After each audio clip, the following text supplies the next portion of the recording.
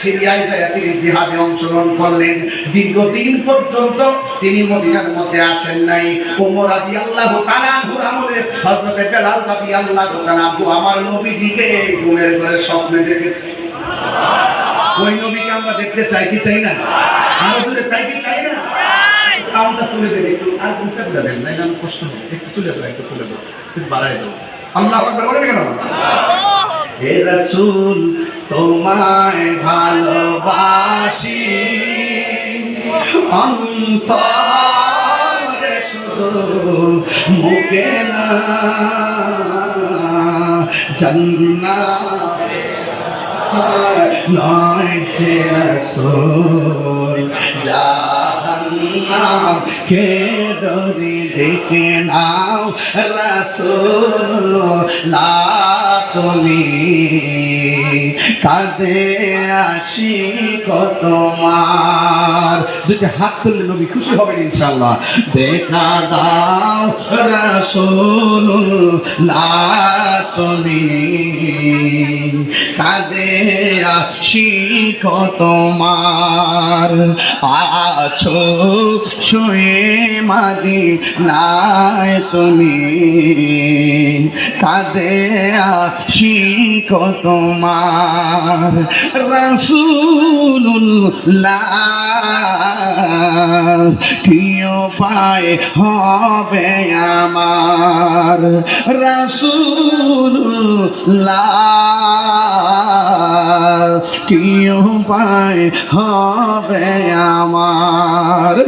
ও মদিনার পথের ধুলি মাখতাম আমি পেলে শর্মা বলে, ওই মদিনার পথের ধুলি মাখতাম আমি পেলে শর্মা বলে, ফিরে পেত নয়ন নূরের আধার ডেকে নাও রওজা তোমার। রাসূলুল্লাহ কি উপায় হবে আমার, রাসূলুল্লাহ কি উপায় হবে আমার।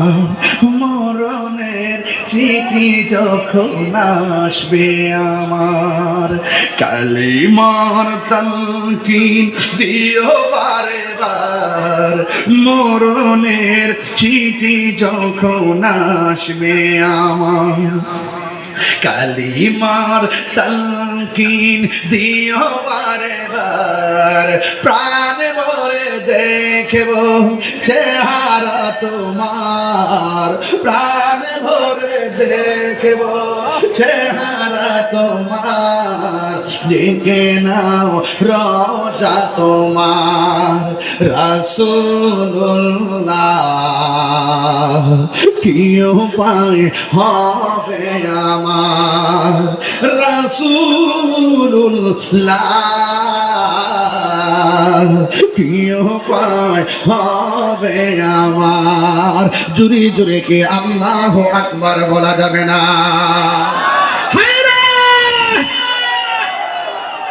হে আমার যুবক, কি বুঝাইতে চাইতেছি এখনো তো অনুভব করতে পারতেছেন না। আমি শুধু বুঝাইতে চাইতেছি এই কবরে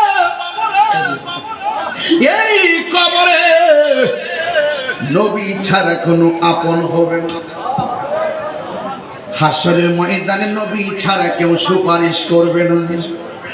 এই জন্য আমি বোঝাইতে চেষ্টা করতেছি যুবক, জীবনের অনেক সময় চলে যাইতেছে, নামাজ যে পড়ছেন কবুল হয়েছে কিনা জানেননি। কথা কয় না, তুমি কোন গ্রহে আছো? নামাজ যে পড়ছেন কবুল হয়েছে কিনা জানেন? আওয়াজ তো হবে ভাই। কি কষ্ট হইতেছে আপনাদের? আমি আমার ভাষা ভিন্ন, আমি আমার মতো ওয়াজ করি, আমি কাউকে ফলো করি না। তাহিরির মতো এখানে কাহিনী কইরা লাভ নাই। কথা কোন ঠিক নেবে লাভ নাই। ওকে ওকে, তো আমি কি বলতে পারতেছি ইনশাআল্লাহ? ঠিক আছে তো? তো ফজর নামাজ যে পড়ছেন কবুল হয়েছে কিনা জানেন? জোহর, আসর, মাগরিব, এশা, এক সপ্তাহ, 2 সপ্তাহ, 1 মাস, 10 বছর, 20 বছর, 30 বছর, 40 বছর ফজর পড়লেন, কবুলের ওয়ারেন্টি কার্ড নাই, ওয়ারেন্টি কার্ড নাই, গ্যারান্টি কার্ড নাই। রোজা রেখেছেন, কবুলের ওয়ারেন্টি কার্ড নাই, গ্যারান্টি কার্ড নাই। হজ করেছেন, কবুলের গ্যারান্টি কার্ড নাই, ওয়ারেন্টি কার্ড নাই। যাকাত দিয়েছেন, গ্যারান্টি কার্ড নাই, কবুলের ওয়ারেন্টি কার্ড নাই। এত মাহফিলে এসেছেন, গ্যারান্টি কার্ড নাই, ওয়ারেন্টি কার্ড নাই। এখন প্রশ্ন হলো, হাসরে যখন উঠবেন কিছুই কবুল হলো না, এখন আপনি কি জবাব দিবেন? আপনি ডাক্তার কণ্ঠে বলবেন, দরবারে হাসিমে আলিয়ায় যেতাম, নবীর মহব্বতে কথা শুনতাম, ইবাদতের বাহাদুরি নাই, নবীর মহব্বত আছে। হাত তুলে বলুন ঠিক কিনা বলেন।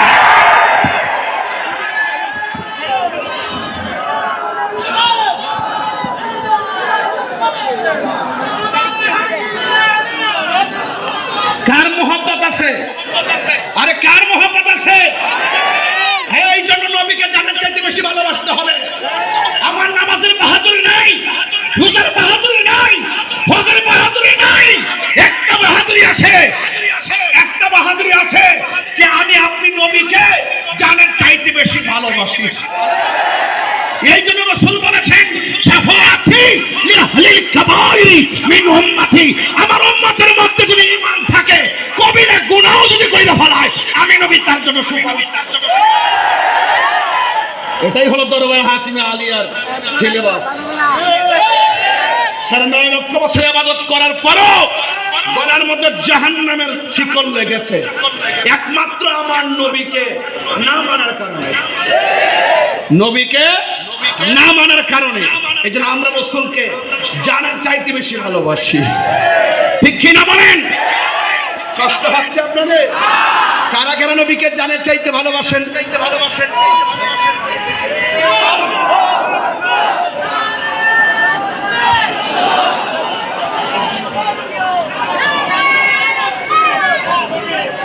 যুবক ভাইরা আমার, আল্লাহর হাবিব দেখেন, বেলাল রাদিয়াল্লাহু তাআলা আনহু মদিনা, সেখানে গিয়ে তিনি যুদ্ধ করে হক নবীর আদর্শকে প্রতিষ্ঠা করার জন্য। ওমর রাদিয়াল্লাহু তাআলা আমলে তিনি স্বপ্নে দেখলেন, রসুলকে স্বপ্নে দেখার পরে রসুল বলছেন, রসুলকে স্বপ্নে দেখলেন, রসুল বলেন, মা হাযাল জাফাউ ইয়া বেলাল, তোমার এত কষ্ট কিসের এত কষ্ট? স্বপ্নে বলতেছেন, এত কষ্ট নিয়ে তুমি পড়ে আছো, তুমি কি আমার কাছে একটু আসতে পারো না? বেলালের অন্তরে তো তুফান শুরু হয়ে গেছে, যার জন্য মদিনা ছেড়েছি সেই নবী এখন স্বপ্নে ধরা দিয়েছে, আর কি সিরিয়া থাকা যায়? আমি রসুলের রওজা মুবারকে চলে যাব। এই যে রসুলের রওজা মুবারক টাকা হলে যাইতে পারে না, মদিনাওয়ালা ডাক দিতে হয়। কথা বলেন ঠিক কিনা? হাত তুলে বলেন ঠিক কিনা? যারা বলে মক্কায় গেলে চলবে, মদিনায় যাওয়া লাগবে না, আর এত যদি রসুল কাজা হয়ে যায়, রসুল বলছেন, মান সারা কবরি ওয়াজাবাত লাহু শাফাআতি, যে আমার রওজা মুবারক জিয়ারত করবে তার জন্য সুপারিশ করা আমার জন্য ওয়াজিব হয়ে যায়। আর টিকটক মৌলবীরা মাইকটা ধরে বলে রসুলের রওজা মুবারকে যাওয়া লাগতো না। আমরা বলি তোমার নবীর মহব্বত পাওয়া লাগবে না, তোমার জান্নাতে আর যাওয়া লাগবে না। এবার বেলাল রাদিয়াল্লাহু তাআলা আনহু তিনি যখন স্বপ্নে দেখলেন, স্বপ্নে দেখলেন রাসূলুল্লাহকে, যখন স্বপ্নে দেখার পরে তিনি কি আর থাকতে পারে? তখন তিনি সোজা চলে আসছে আমার নবী পাকের রওজা মুবারকের কাছাকাছি। ছোট বাচ্চাদের অন্তরে হিল্লোল এসে গেছে, এবং শুধু তাই নয়, নারী পুরুষ বৃদ্ধা আবাল বনিতা সবার অন্তরে একটাই কথা, ওই সেই আশিকে রাসূল নবী দুনিয়া থেকে যাওয়ার পরে, শরীয়তের পর্দা হওয়ার পরে সেই লোকটা মদিনা ছেড়ে দিয়েছিল, সেই লোকটা এখন এসেছে। আর যেই লোকটা এসেছে এই লোকটা হলো আমার নবীর মনোনীত মুয়াজ্জিন ছিল। এই মুয়াজ্জিন কি নবীর পীরে পাইছে না মহব্বতে পাইছে? সিদ্দিকে আকবর নবীর পাশে যে শুইছে, এটা কি নবীর পীরে শুইছে নাকি মহব্বতে? তাহলে বোঝা গেল মহব্বত থাকলে এই চট্টগ্রাম শুয়েও রাসূলকে দেখা যায় কি যায় না? টাকা হলে টাকা হলে না মদিনা যাইতেন, বিমান ভাড়া লাগবে, ভিসা লাগবে, পাসপোর্ট লাগবে, এরপরে সেখানে যেতে হবে। এখন টাকা নাই, পয়সা নাই, পড়ে আছেন বাংলায়, এখন কি করবেন? এটা হলো সেটা যে কিছুই নাই তোমার, শুধুমাত্র উযুটা করো না, 5 ওয়াক্ত নামাজটা পড়ো না, রাতের বেলা একটু ডান কাতে শো না, বসে বসে একটু দুরূদ শরীফ পড়ো, শুয়ে পড়ো না, দুরূদ শরীফ বসে বসে, হ্যাঁ এই একবারে বসে বসে দুরূদ শরীফ পড়ো না, ডান কাতে শুয়ে যাও না, দরুদের একটা মালা গলায় লাগাও না, দেখবা একদিন 2 দিন 40 দিন, এই 40 দিনের ভিতরে রাসূল তোমার ভাঙ্গা করে হাজির হয়ে যাবে।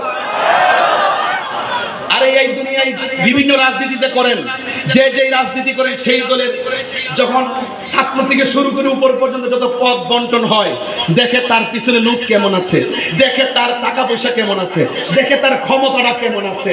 কিন্তু রাসূলের কাছে তো এরকম নয়। রাসূল বলেন টাকা পয়সা না, যত তার মহব্বতের দরকার, হোক সে গরিব, কিন্তু আমার মহব্বত আছে, এখানে আর লোভিং লাগে না। রাসূল সরাসরি দিদার দিয়ে বড় করে বলেন আল্লাহু আকবার। ইনমিনি টাইমে সবাই আসলেন তাকে দেখার জন্য। এই বেলালটা কোন বেলাল না? এই বেলাল তো সেই বেলাল যিনি আযান দিলে আরশে আজিমের মধ্যে ধাক্কা লাগে।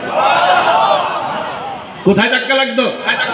শুধুমাত্র তাই নয়, তিনি যখন এসেছেন, আসার পরে ফাজাআলা ইয়াবকি ওয়া ইউমাররিদু ওয়াজহাহু আলা কবরিহি, হযরত বেলাল রাদিয়াল্লাহু তাআলা আসলেন, আয়েশা নবী রওজা মুবারকে আসলেন, আয়েশা কপালটা লাগাইয়া বসাইয়া কান্না শুরু করছেন। সাহাবায়ে কেরাম তাকিয়ে দেখছেন, কোন সাহাবী ফতোয়াবাজি করে নাই। কথা বলেন ঠিক কি না বলেন?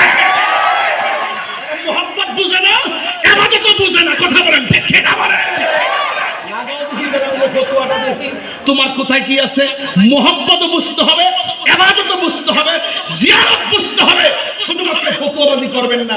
আপনি বলতেছেন যে আমি আমার পীরের কাছে যাইয়া মাথাটা নোয়াইছি আর সিজদা মারছি, অথচ হাদিস শরীফের মধ্যে আছে কদম বুসি করা সুন্নতে রাসূল।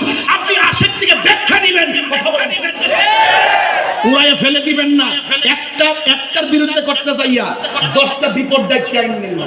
আমরা জানি ভালো করে আল্লাহ ছাড়া কাউকে সিজদা করা যাবে না, এটা আমরা জানি। কিন্তু এই যে কদম বসির যে রুসম, কদম বসির যে বর্ণনা, রাসূল পাক যে বলেছেন যে হাতে এবং পায়ে চুমা দেওয়া জায়েজ আছে, তিনি মুর্শিদ, মা বাপ, উস্তাদকে এইভাবে সম্মান করে চুমা দেওয়া জায়েজ আছে। তাই এই হাদিসটা কি, এটা কি জয়ীফ হাদিস নাকি মুতাওয়াতির? এই হাদিসটা তো আপনার মশহুর, এই হাদিসটা তো একসাথে হাদিস। তো আপনি যদি এই কদম বসির বিরুদ্ধে করেন, হ্যাঁ, তাহলে কি আপনার ঈমান থাকে? আর ঈমান থাকে, তাই এই জন্য আমি ইন্টারিম গভর্নমেন্টকে আমি বলেছিলাম যে কোন সরকার আমলে যদি লাল বিল্ডিং থাকে, সরকার পাল্টাই গেলে আপনার মন চাইছে এটা সবুজ করেন, আমার আপত্তি নেই। কোন সরকার আমলে যদি একটা ছবি টানানো থাকে, আপনার আমলে সেই ঢালাই আরেকটা লাগান, আমার কোনো আপত্তি নাই।